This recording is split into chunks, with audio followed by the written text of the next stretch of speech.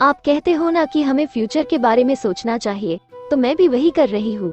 इस part time job से मुझे ऑफिस का एक्सपीरियंस मिलेगा। कल को जब मैं फुल टाइम जॉब के लिए जाऊंगी तो ये एक्सपीरियंस वहाँ मेरे काम आएगा।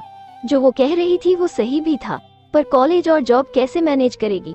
मैंने चिंता जताते हुए कहा। वो सब मैं देख लूंगी, आपको कोई शिकायत नहीं मिलेगी, आशु ने आत्मविश्वास से कहा। अच्छा एक बात बता, तेरे जॉब ज्वाइन करने के बाद हम शनिवार रविवार कैसे मिलेंगे? मैंने पूछा।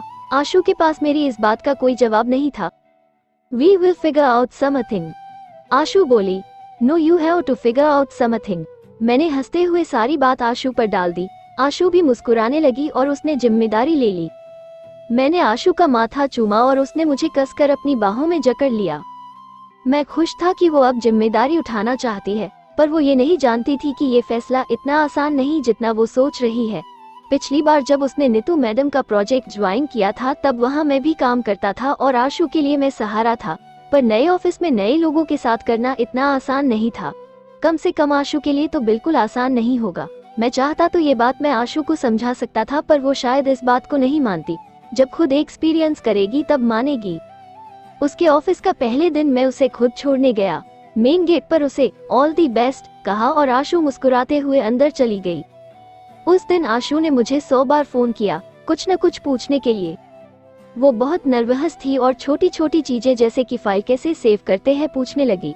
मैं उसकी नर्वसनेस समझ सकता था और मैं उससे आज बहुत ज्यादा ही प्यार से बात कर रहा था।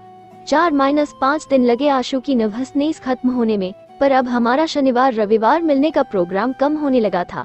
आशु कई बार वीकडेज में भी ऑफिस जाने लगी थी। हमारा प्यार बस फोन कॉल और वीडियो कॉल तक ही सिमट कर रह गया था। अब इसका कोई न कोई इलाज तो निकालना ही था, तो मैंने सर से रिक्वेस्ट की ओवरटाइम करने की, पर उन्होंने साफ मना कर दिया। इधर महीना भर हुआ कि आशु का मन मुझे मिलने के लिए बेचैन होने लगा था। एक दिन की बात थी, हम दोनों रात को वीडियो कॉल कर रहे थे। आशु अचानक से रो पड़ी। जानू, मुझसे नहीं हो रहा ये सब। आपके बिना मेरा हाल बहुत बुरा है। काम करने का मन नहीं कर रहा। मैं सच में इडियट हूँ। आपने कहा था कि हम नहीं मिल पाएंगे, पर फिर भी मैंने जिद की। प्लीज जानू, मुझे ये जॉब नहीं करनी, प्लीज। अरे जान तो छोड़ दो ना, मैंने कहा। पर आशु कुछ सोच में पड़ गई। यार कोई भी बहाना बना दे और रिजाइन कर दे, मैंने सरलता से कहा और आशु का चेहरा फिर से खिल गया। अगले ही दिन उसने ऑफिस में ये कह दिया कि उसकी शादी तय हो गई है और इसलिए उसे जॉब छोड़ने पड़ रही है। शाम को जब उसने मुझे ये बात बताई तो मुझे बड़ी हंसी आई। चलो आशु को ये बात समझ आ गई कि जिंदगी में कोई फैसला लेने से पहले उसके नफा और नुकसान सोच लेने चाहिए। उस दिन के बाद से आशु ने अपना ध्यान पढ़ाई में लगा दिया। शनिवार रविवार हम दोनों के लिए होते थे। इस 1.5 दिन में हम एक दूसरे को खूब प्यार करते और दिन बस एक दूसरे की बाहों में ही बीतता। दिन महीने बीतते गए और फिर आशु का जन्मदिन आ गया। मैंने तो छुट्टी के लिए पहले से ही बोल चुका था, इसलिए कोई दिक्कत नहीं हुई। इस बार हम लॉन्ग ड्राइव पर निकले और फिर बाहर ही खाना पीना हुआ। फिर घर वालों से बात कराई और सबने इस बार बड़े प्यार से उसे आशीर्वाद दिया।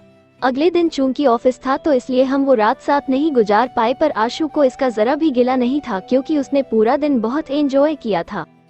कुछ महीने और बीते, फिर मेरा जन्मदिन आया और इस दिन की तैयारी आशु ने करनी थी।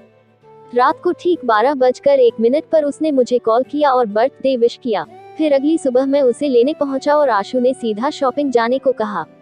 आशु ने अपनी पूरी 1 महीने की सैलरी बचाई थी तो वो चिल्लर ही, पर उसका मन था मेरे लिए कुछ खरीदने को, इसलिए हम दोनों मॉल आ गए।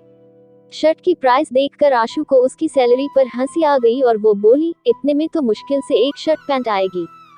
वो भी नहीं आएगी, मैंने हंसते हुए कहा। आशु ने पस से एक लॉलीपॉप निकाली और उसे चूसते हुए बोली, हाँ पर एक तरीका है, आप मुझे उधार दे, मैं आपको उसके बदले कुछ देकर कर्जा वापस कर दूंगी। आशु ने मुझे आंख मारते हुए कहा।